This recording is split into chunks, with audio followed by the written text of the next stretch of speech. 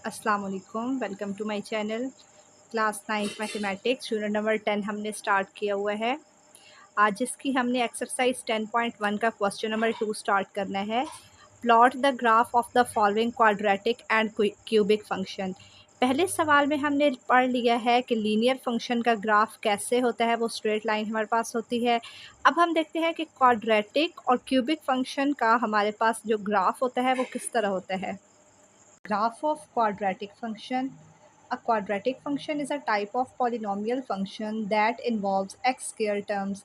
हमारे पास एक ऐसा एक्सप्रेशन, एक ऐसी इक्वेशन जिसमें वेरिएबल की हाईएस्ट पावर 2 होगी, वो हमारे पास क्या होता है, क्वाड्रेटिक इक्वेशन। इसके जनरल फॉर्म है y equal A X square plus B X plus C equal 0। अब साथ इसका कुछ इंपॉर्टेंट लिखा हुआ है, the graph of quadratic function is always parabola. Parabola की फॉर्म में इसका जो ग्राफ होता है वो हमेशा होता है। अगर ए ग्रेटर देन ज़ीरो है तो इसका जो हमारे पास ग्राफ है वो पॉजिटिव साइड पे होगा, ये ऊपर की तरफ। अगर वो नेगेटिव है, ए लेस देन ज़ीरो नेगेटिव है, तो ये हमारे पास डाउनवर्ड इसका हमारे पास ग्राफ बनेगा। Graph of cubic function. A cubic function is a type of polynomial function of degree 3 जिस वेरिएबल की पावर एक तो 3 होगी, वो हमारे पास क्या होगा, क्यूबिक फंक्शन होगा। उसकी ये पहचान है और इसकी स्टैंडर्ड फॉर्म क्या है, Y equal A X cube plus B X square plus C X plus D. फिर वो कह रहे हैं कि क्यूबिक फंक्शन का जो ग्राफ होता है इसके दो टर्निंग पॉइंट्स होते हैं। ये इस तरह से हमारे पास एक ये टर्निंग पॉइंट और दूसरा ये टर्निंग पॉइंट, और it has a general S shaped. और इसकी ये शेप किस तरह बनी है, ये एस शेप्ड है। Appearance and depending on the coefficient the shape में वेरी। वो कह रहे हैं जो इसकी शेप होती है वो कोफिशिएंट्स पे डिपेंड करती है कि अगर आपके पास 5x है, मतलब कोई एक इक्वेशन है, एक दफ़ा वो और है, दूसरी दफ़ा और होगी, तो क्या पता उसकी जो शेप है वो डिफरेंस उसमें आ जाए, वो वेरी जो शेप है वो चेंज हो सकती है। Such functions are much more complicated, कि इस तरह के जो फंक्शंस होते हैं वो बहुत कॉम्प्लिकेटेड होते हैं। And show more varied behaviour than linear and quadratic ones. फिर है हमारे पास ग्राफ ऑफ रेसिप्रोकल फंक्शन, कि हमारे पास कुछ क्वेश्चंस आ जाते हैं वो रेसिप्रोकल में भी होते हैं, तो उनके ग्राफ किस तरह होते हैं।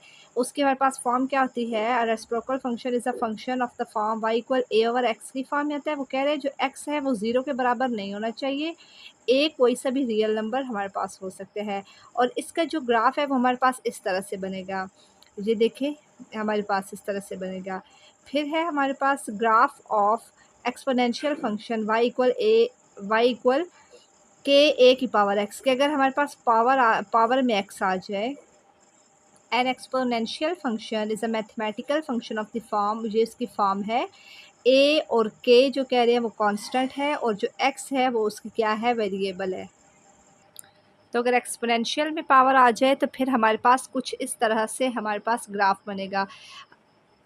फिर नेक्स्ट है हमारे पास graph of y equal A X की पावर n वो कह रहे हैं पॉजिटिव इंटीजर, नेगेटिव इंटीजर, या वो रेशनल नंबर हो सकते हैं, लेकिन वो क्या हो, x क्या हो, ग्रेटर देन 0 0 से बड़ा हो, और a क्या है, रियल नंबर हमारे पास हो।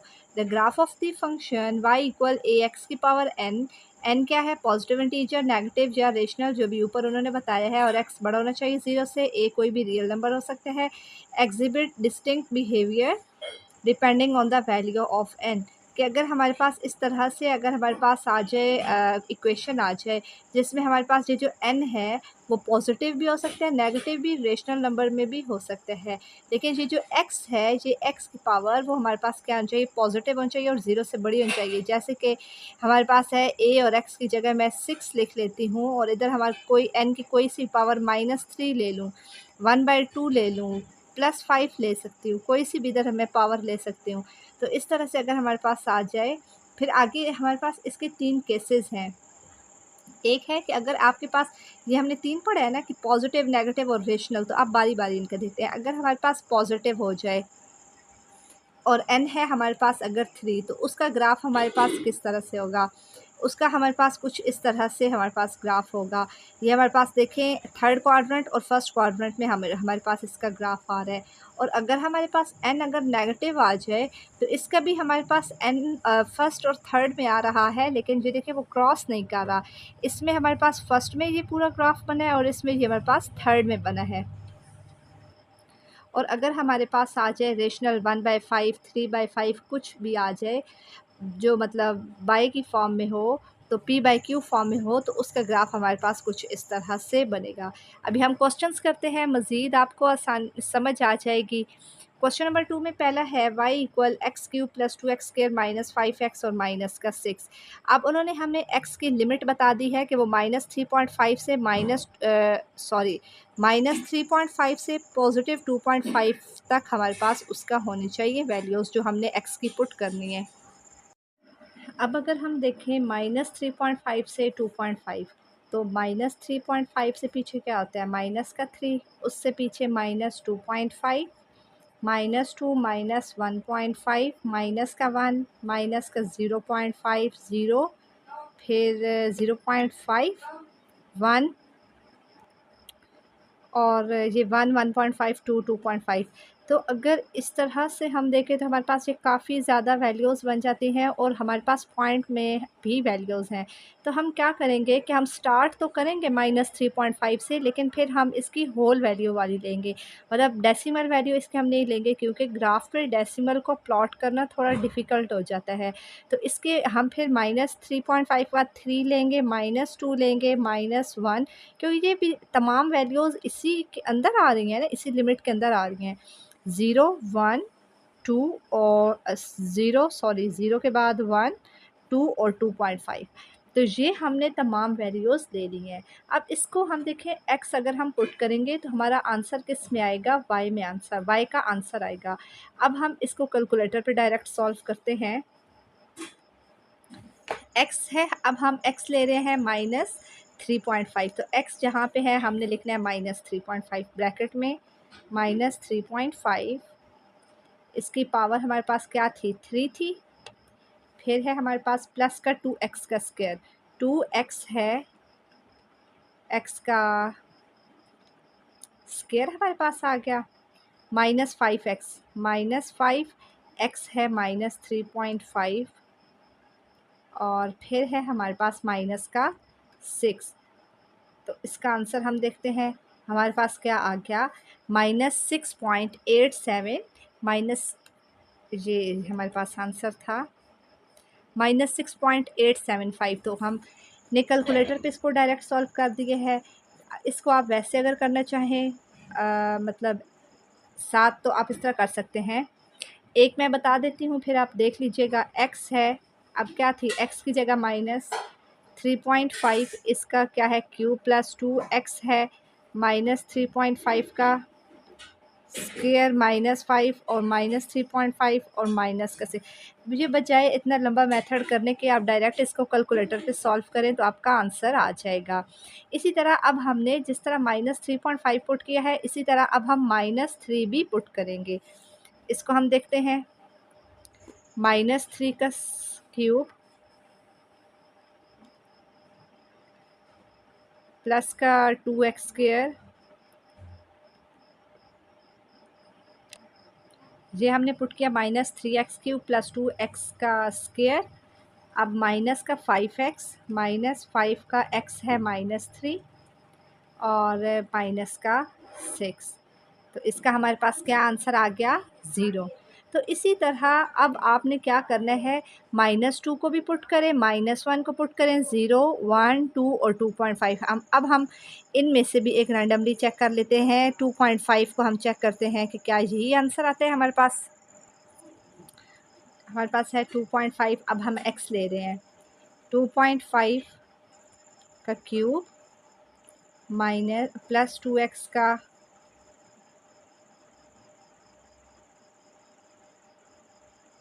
ये है हमारे पास 2.5, 2x है, 2.5 का स्क्वायर माइनस का 5x, 5 और x है 2.5 और माइनस का 6। तो ये हमारे पास आ गया 9.625। ये देखिए एग्जैक्ट हमारे पास वही आया है।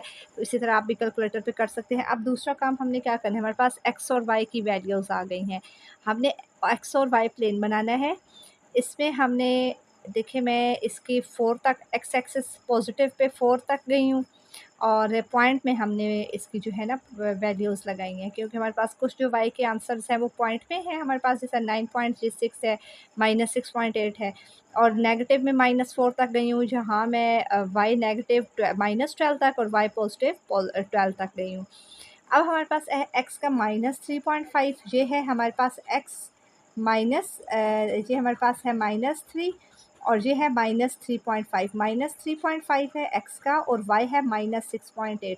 ये 6 और यहाँ पे आएगा 6.8। इसको हम ऐसे लेके जाएं तो ये देखें हमारे पास ये बिल्कुल इसके सामने बना है। इन दोनों पॉइंट का ये हमारे पास आ गया डॉट। इस तरह एक्स है -3 और y है हमारे पास 0। तो जो y होता है वो x एक्सिस पे 0 होता है।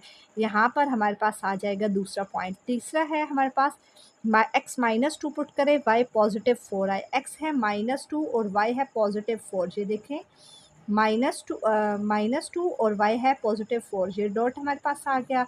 -1 है x है -1 और y है हमारे पास -4। ये हमारे पास है -1 और ये हमारे पास है -4। ये यहाँ से इसको फिर ठीक कर लेंगे।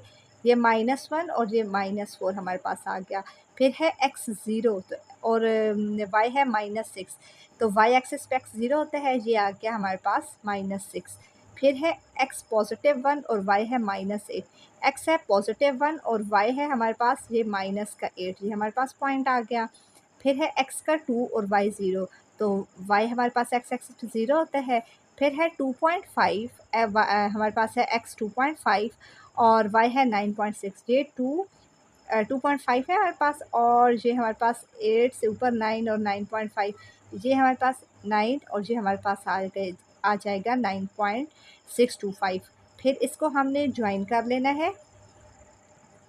तमाम डॉट्स को हमने इस तरह से ज्वाइन कर देना। लाइन जो है तमाम डॉट्स में से ये पास होनी चाहिए। तो ये हमारे पास ग्राफ बन गया क्वेश्चन नंबर 1 का।